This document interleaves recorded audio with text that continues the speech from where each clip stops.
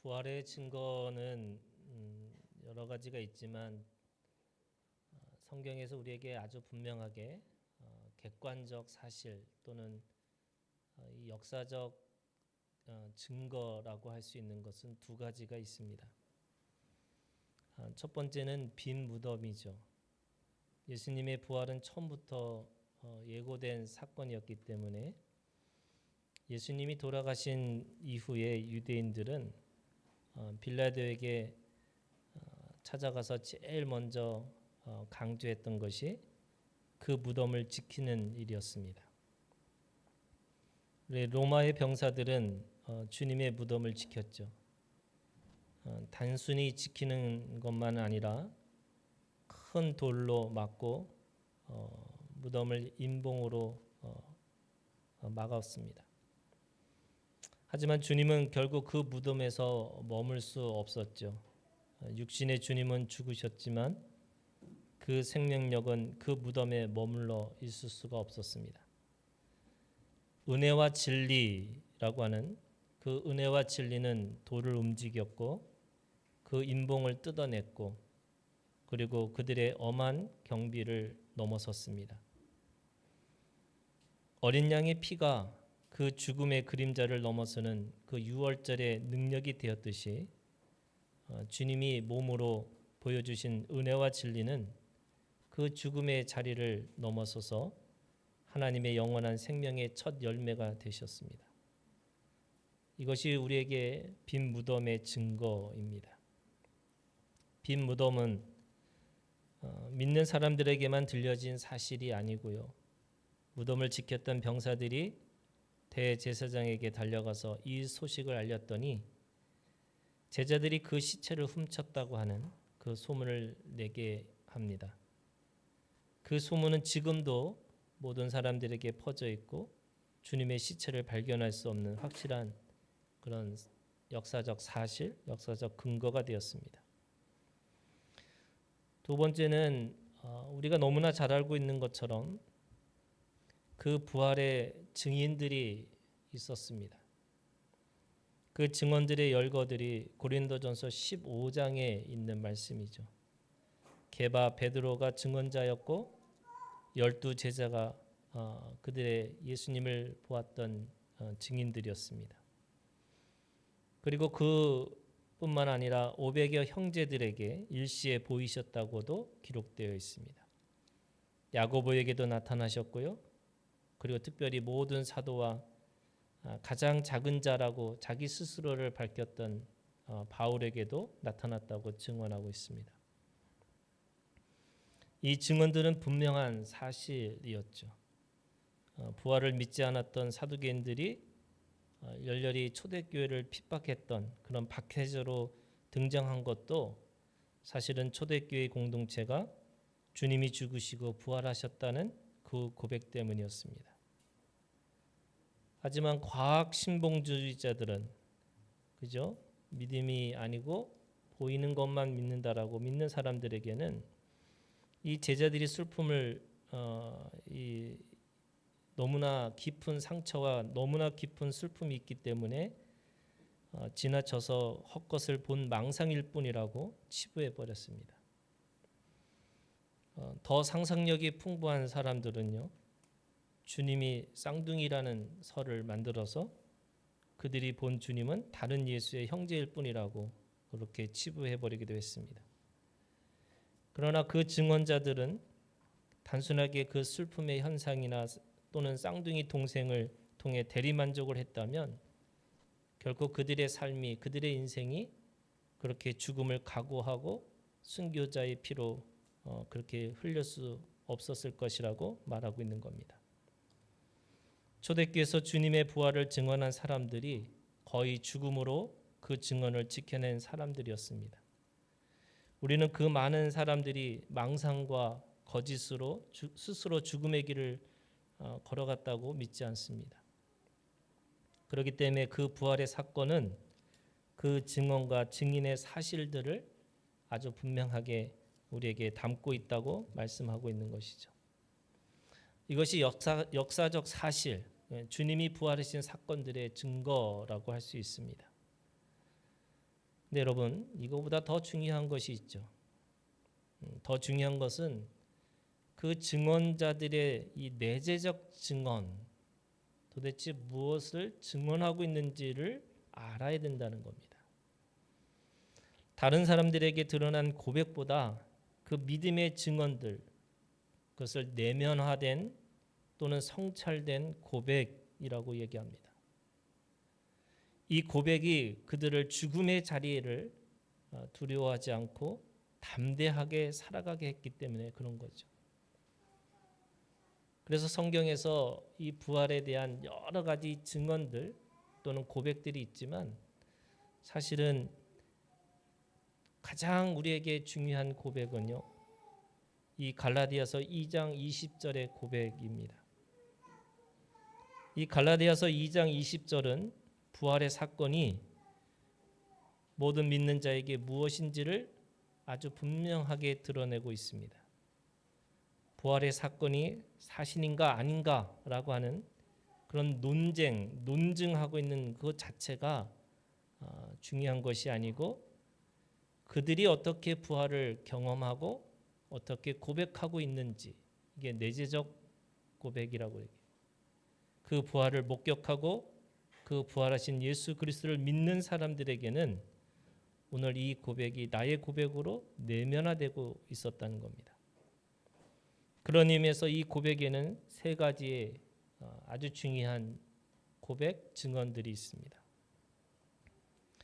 첫 번째는 예수를 만난 또는 부활하신 예수를 만난 사람들에게는 시간과 공간과 역사를 다르게 이해하게 되었다는 겁니다. 주님이 돌아가신 십자가의 사건은 빌라도 총독의 재판과 안나스와 가야바 대제사장들에게 신문을 받아서 무리들의 군중들에게 살해되었습니다. 그 시간과 그 공간은 누구도 다시 돌이킬 수 없는 바로 인간의 시간과 인간의 공간이었죠. 그런데 부활하신 주님을 만난 사람들에게 놀라운 역사적 경험을 하게 됩니다. 주님의 십자가의 죽음과 부활이 오늘 나의 죽음이고 나의 부활이 된 그 신비의 체험입니다. 그래서 내가 그리스도와 함께 십자가에 못 박혔나니 라고 하는 이 고백, 이 증언으로 그 부활의 증인으로 나서고 있습니다. 이 신비의 체험은 무엇을 말하고 있는 것일까? 그런즉 내가 산 것이 아니요 오직 내 안에 그리스도께서 사신 것이라. 영원히 사신 예수 그리스도가 내 마음의 중심이 되셨다는 뜻으로 부활하신 주님을 만난 사람들의 내면은 결코 자기의 의지대로 살 수 없고 주님의 의지로 살 수밖에 없다는 뜻이 됩니다. 그렇기 때문에 주님이 내 마음의 의지의 중심이 되었다는 것은 주님의 십자가도 나의 것이 되었고 주님의 죽으심과 부활하심도 나의 것이 되었다는 의미가 되었습니다. 영원한 생명으로 부활하신 주님께서 사신 그 시간, 그 공간, 그리고 그 역사가 더 이상 객관화되고 또는 개체화되고 그래서 그분이 오늘 우리 가운데 2000년 전에 있었던 어떤 사건 또 기억할 수밖에 없는 그 사건으로만 남아있는 것이 아니라 오늘 그 사건과 그 공간과 그 시간이 오늘 나의 것이 되었다고 고백하고 있는 것입니다. 나의 것이라는 이 고백이 부활하신 예수님을 만난 사람들의 내면화된 고백입니다. 그렇기 때문에 갈라디아서 2장 20절의 이 고백은 위대한 고백이면서 영원한 생명의 소유자들이 반드시 증언해야 되는 증거가 될 수 있습니다. 주님의 십자가 두 번째는요. 나의 것이 된 사람들에게 더 이상 그 부활을 경험한 사람들에게는 자기 구원을 위해서 살지 않게 되었다는 겁니다. 이제 내가 육체 가운데 사는 것은 하나님의 아들을 믿는 믿음 안에서 산다고 했습니다. 그런데 그 하나님의 아들을 믿는 믿음의 내용이 무엇인가? 나를 사랑하사 나를 위하여 자기 자신을 버리신 하나님의 아들, 그 아들의 믿음이라고 얘기합니다. 살아난 나, 영원한 나, 나의 나를 위해 자기 자신을 버리신 하나님의 아들입니다. 그러면 그 아들을 믿는 나도 누군가에게 살아난 나, 영원한 나, 나의 나를 살게 하기 위해 오늘도 자기 육체를 내어주는 믿음으로 살아가야 한다고 말씀하고 있고 그렇게 고백하고 있습니다. 부활의 신앙을 가지고 있는 사람들은 죽어서 천국 가는 믿음이 아닙니다. 다른 사람들과 비교하면서 다른 사람들과 이겨먹는 신앙이 아닙니다. 부활의 신앙은 내어주는 믿음이고 죽기까지 사랑하는 믿음이고 나의 나됨을 올곧게 지켜낼 수 있는 믿음입니다. 그래서 여기서 말씀하고 있는 이 갈라디아서에서 2장 20절에서 계속해서 반복되고 있는 단어가 나예요. 십자가의 죽음과 부활의 의미가 나의 것으로 내면화되고 내재화되는 것이 오늘 내가 지금 2022년 이 부활의 믿음을 가지고 살아가는 그 부활의 신앙이어야 된다고 말씀하고 있는 겁니다.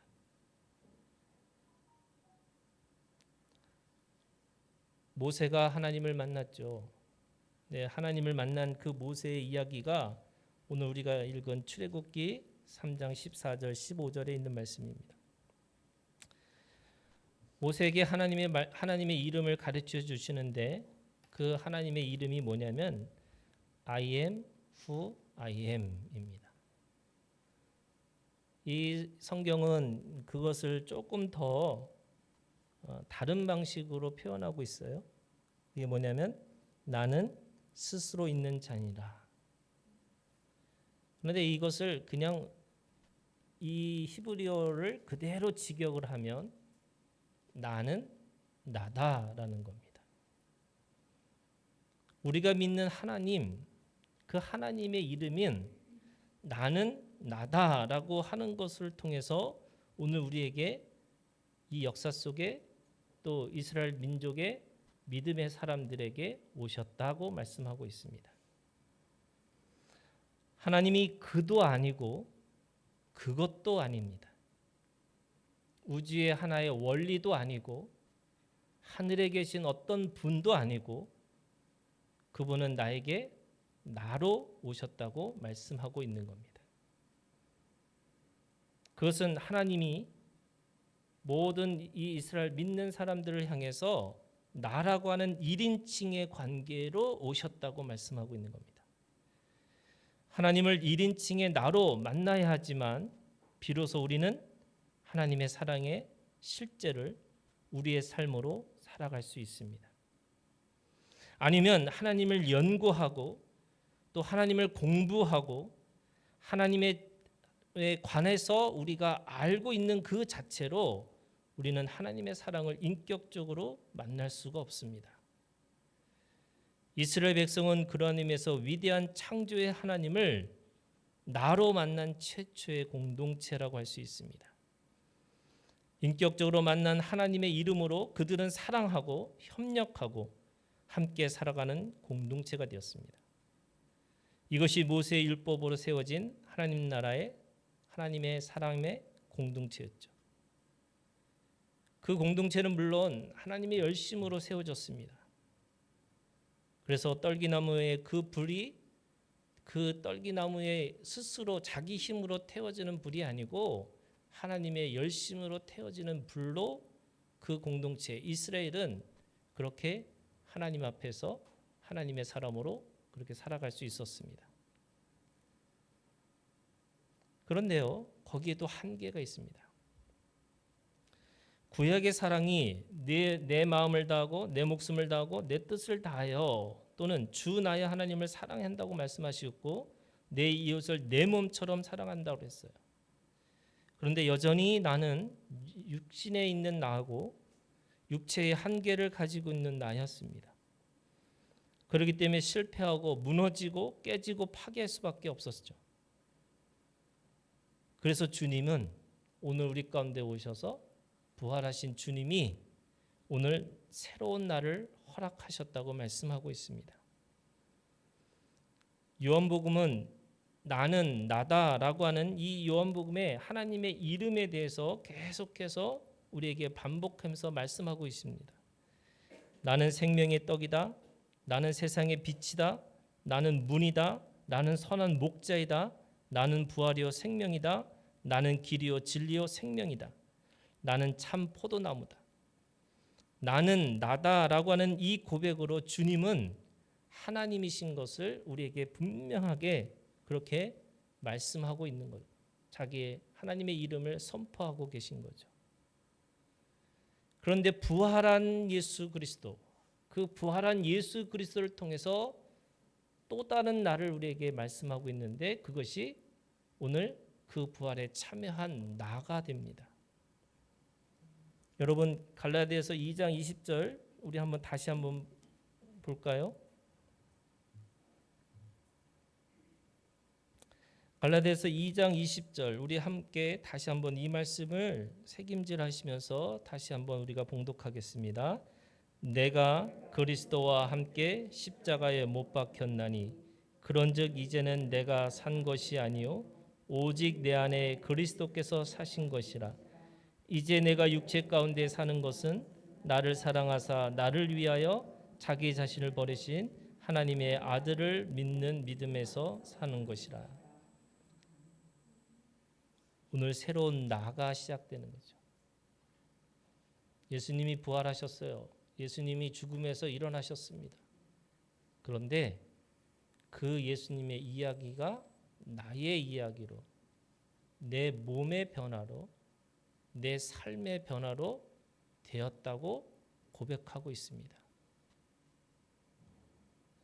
못 박혔나니라고 하는 과거형이에요.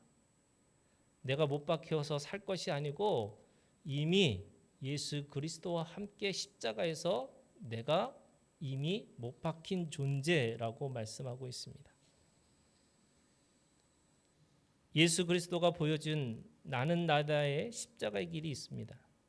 여러분 예수님을 죽이려고 군사들과 유다가 주님을 찾아왔습니다. 병사들은 주님의 얼굴을 몰라서 주님에게 예수님이 어디 있냐고 묻습니다. 그때 주님께서 말씀하세요. 나는 나다. 이것은 그리스도가 우리에게 보여준 사랑의 모습입니다. 그 사랑은 끝까지 책임지고 자신의 육체의 고난을 감내하고 생명을 위한 삶의 무게를 대신 짊어지고 가겠다고 하는 주님의 사랑의 표현입니다. 이것이 오늘 우리에게 보여준 사랑이고 그 사랑을 나의 나됨으로 살라고 말씀하고 있습니다. 그런 의미에서 여러분 세 가지 오늘 이 부활의 신앙의 고백이 나는 나다라고 하는 이 신앙의 고백이 첫 번째가 뭐냐면 여러분 부활의 신앙은 내가 사랑의 주권자로 살아야 한다는 겁니다. 자기를 부인하고 자기 십자가를 지고 간다는 말씀은 우리도 주님의 사랑까지 내어주는 사랑의 주인으로 살라고 말씀하고 있습니다. 이것이 부활의 믿음이죠. 내 안에 그리스도라는 내가 살아있기 때문에 우리는 살아갈 수 있다고 있고 그 사랑의 주권자로 살라고 우리에게 말씀하고 있고 그렇게 힘을 주시고 능력을 주셨다고 말씀하고 있습니다. 그런 의미에서 두 번째는요. 나는 나다의 이 부활의 신앙은 바로 사랑의 책임을 말하고 있습니다. 첫 번째 아담은 핑계를 댑니다. 탓을 했습니다. 하나님이 주신 여자가 하나님이 만드신 뱀이 유혹을 했기 때문에 자신이 그렇게 죄 가운데 들어갈 수밖에 없다고 말하는 거죠. 그런데 두 번째 아담으로 오신 주님은 모든 것을 자신의 책임으로 모든 것을 돌리시고 기꺼이 그 말씀이 응하는 삶으로 살기로 작정하셨습니다. 내어주는 일은 책임 때문입니다. 나에게 맡겨진 일과 나에게 맡겨진 말씀과 나에게 맡겨진 사람들이 있기 때문에 그 책임을 다하려고 합니다. 물질을 받기 위해서 일하는 사꾼들이 있어요. 그래서 자신의 생명이 더 소중하기 때문에 늑대와 이리가 나타나면 빨리 도망가는 것이 가장 좋은 방법입니다. 그러나 선한 목자는 그 양과 생명관계로 맺어지었던 나입니다. 양은 양이 아니고 이름이 있습니다. 나와 너이고 나와 너와 친밀한 사랑의 관계가 있습니다. 그렇기 때문에 사망의 음침한 골짜기도 마다하지 않고 그 길을 걸어갈 수 있는 이유는 바로 그 생명의 책임 때문에 그런 것입니다. 마지막으로 나는 나다의 이 부활의 신앙은요, 사랑의 피와 눈물과 땀이 있습니다. 사랑의 기쁨이 지나치면 쾌락이 됩니다. 주님은 그 쾌락을 간음이라고 했고 우상숭배라고 말씀하셨습니다. 피와 눈물과 땀이 없는 사랑을 추구하는 것은 결국 영적인 지식을 추구하는 영지주의자들이고 율법을 율법으로만 입으로만 하는 율법주의자들이 될 수밖에 없습니다. 말로만 믿고 몸으로 보여주지 못합니다. 십자가는 지름길이 없습니다. 십자가는 건너뛰는 방법이 없습니다. 십자가는 나는 나다라고 하는 각오를 하고 그 길 하나하나를 다 밟고 지나가야 합니다. 사람들은 신앙생활도 영적 지식으로만 하려고 합니다. 또는 영적 체험으로만 하려고 합니다. 아니면 도덕적이고 윤리적으로만 살면 된다고 생각하고 있습니다. 베드로가 예수님을 십자가를 쫓아갈 때 멀찍이 쫓아간다는 거예요. 여러분, 멀찍이라는 거리가 어느 정도 될까? 그거는요, 예수님이 기적과 이적을 베푸실 거라고 생각해서 어느 순간에 십자가에서 갑자기 예수님이 기적을 베푸시면 막 달려가서 주님, 내가 그럴 줄 알았습니다 라고 하는 거리가 멀찍이에요. 그런데 너무나 무서워서 그 로마의 병사들이 자기를 잡으러 온다고 할 때 빨리 도망갈 수 있는 거리가 멀찍입니다. 그래서 달려갈 수 있는 거리, 도망갈 수 있는 거리, 그게 멀찍이에요. 그래서 우리는 그 멀찍이의 관계를 해야지만 예의도 지키고 존중도 하고, 그래서 우리가 꽤 괜찮은 그리스도인으로 살 수 있을 거라고 생각합니다. 주님은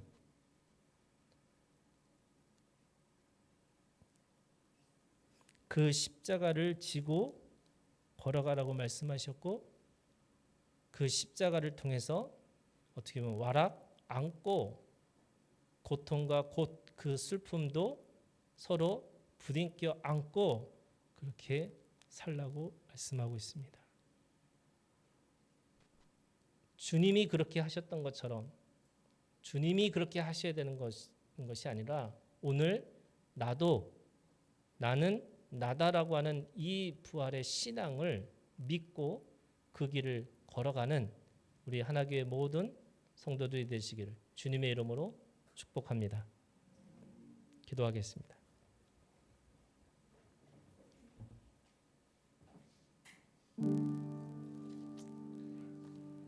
여러분, 오늘 우리에게 주신 하나님의 말씀을 기억하시고요. 여러분, 부활의 신앙은 2000년 전에 일어났던 기적이 아니고 내가 오늘 그리스도와 함께 십자가에 못 박혀서 내 안에 계신 그 부활하신 주님과 함께 더불어 살아가는 그런 현재의 신앙이고 또 영원한 하나님과 함께 거하는 신앙입니다. 여러분, 그 믿음을 가지고 우리가 함께 다시 한번 그렇게 결단의 기도를 드리기로 원합니다. 기도하겠습니다.